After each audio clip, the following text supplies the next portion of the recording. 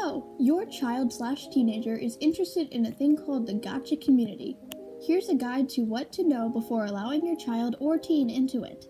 In this video, we will have the negatives and positives. It's important to know some of the bad things found in the Gacha community, but it's also important to know there are some positives in this.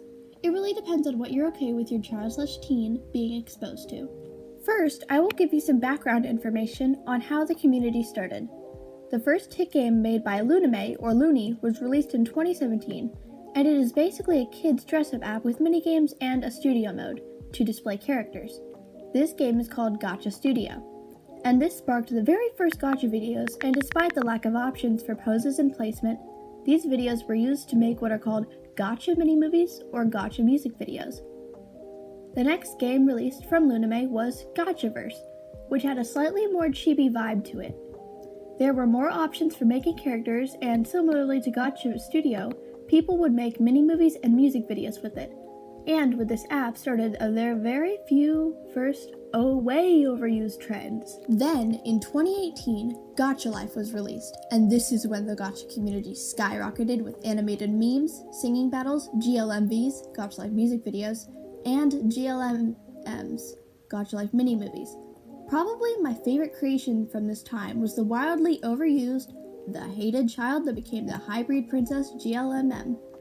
There were hundreds of these videos made with this title, and as far as I know, people still make them today. It's a classic almost Cinderella type of video, where there are two twins born, but the mother favors one over the other and makes the hated child the made or neglected child. The father is always there at the beginning, but seems to go get the milk around the middle of it.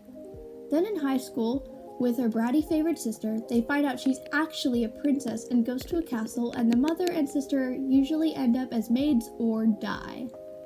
These videos were very popular, with many of them having over 1 million views. Next to this beloved title, there are some more overused storylines such as a girl in an all-boys school and the alpha who marked the tomboy. Moving on to the most current Gacha game is Gacha Club, which was released in 2020. And quickly gained popularity and brought the Gacha community to a new level. It had quite a lot more options for pretty much everything.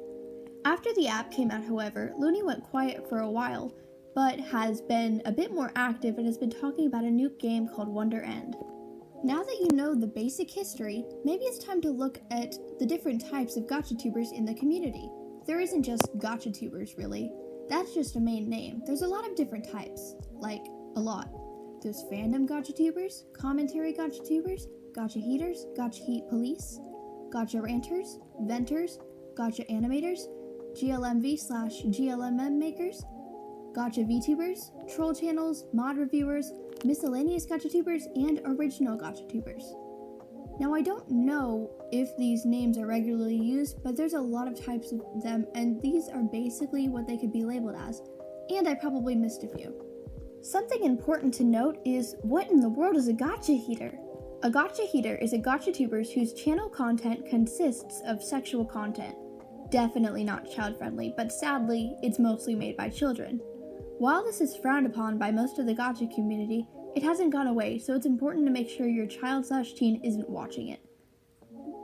Then there's Gacha Heat Police, which will basically find a Gacha Heater and make a video putting their character in jail.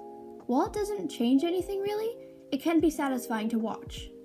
Fandom Gachatubers are just Gachatubers who make videos with characters from video games, movies, books, TV shows, etc. and are very popular depending on how they portray the characters. You can search any types of the Gachatubers I said and find out what the others are. In a community this large, there's bound to be some bad apples. And while there are a lot of good people in the community, I feel as if one bad apple should be mentioned for parents to be aware of just in case he ever comes back. Len Totally was a popular Gacha animator who was around 20 years old. He had many fans and was very talented in animation, but on February 20th, 2021, a video titled Len Totally Exposed, Evidence of Len Totally Grooming a Child, in which evidence was shown of him talking sexually with a minor on a texting app. And a few days later, pretty much everyone was talking about it. People thought they figured out who the victim was, but I never found anything confirming their assumption. Len Totally responded with a 15 or 16 minute long video explaining everything in the way to take the blame slightly off of him, but still admitting to the accusations. After that, he privated his channel and was gone for a good while. But around September 2021, he came back with a new name, XYN. How did people know this was the same person, you might ask? 2 reasons. 1, he was the top comment of a popular Gacha video he was featured in, and people knew it was Lentotally comment with a different name. 2, he kept the videos he posted as Lentotally on his channel. People were ranting about it for a month or 2. Then a while later, he was discovered to have been doing something again and left the YouTube for a second time. There are also these things called trends, which are basically small videos which can be found on both YouTube Shorts and TikTok. Some are harmless, but a good majority of them contain bad themes such as murder, rape, kidnapping, adultery, and implied sex. I find these themes inappropriate considering these were made on a children's dress-up app, but they can easily be found by young children who watch YouTube or TikTok. On a brighter topic, I will now talk about some positives. Popular Gacha TV shows. In the Gacha community, there are quite a few popular shows made by animating Gacha characters. One of these being The Music Freaks, made by Rosie Closey, which is about a music club. It has been one of the main attractions in the community and even has its own fandom. It currently has only one more episode before its ending. Another popular Gacha show is Unbounded, which is a newer show. It's more of a fantasy show, but it currently only has 2 episodes released. There is also The Rabbit's Hole, which is more of a spy show, and it only has 1 episode currently out. One thing parents should be aware of is the overuse of cuss words in the Gacha community. I'm aware many parents don't have rules against cussing and don't care, but to the parents who do, be aware of the fact that almost every Gacha video will have a cuss word in it. Although there are some Gachatubers who do not cuss, and it's good to find those, and I am one of them actually.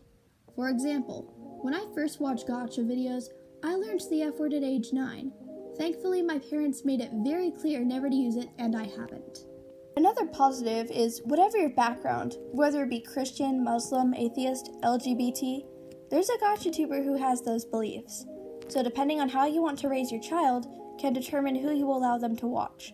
However, I find it healthy even to watch people with different beliefs as you, to know some of how they think, just my opinion.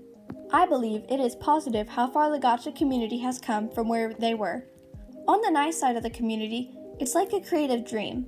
Of course, there's some drama that happens every once in a while, but in a group this big, there won't be pure peace forever.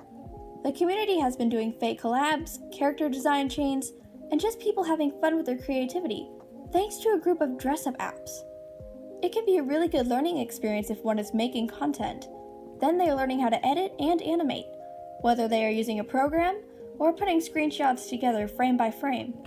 It can also be good for just a day when you need a laugh. In conclusion, I would be cautious in the community if my child wanted to experience it, but it's just up to the parent. It's a great place to be creative, and some Gachatubers have gotten so popular to the point where they're even making money from it. In my 2.5 years of being in the community, I wouldn't change a thing that I've watched, created, or who I've interacted with. And for some who might watch this and go, this isn't something I want to expose my kid to, I wouldn't blame you. My parents made me stop watching for 2 or 3 years after I said a bad word I heard from it. But for a teenager with a creative mind who wants to watch people do what they love and maybe even learn a new skill, the Gacha community isn't the worst place to be.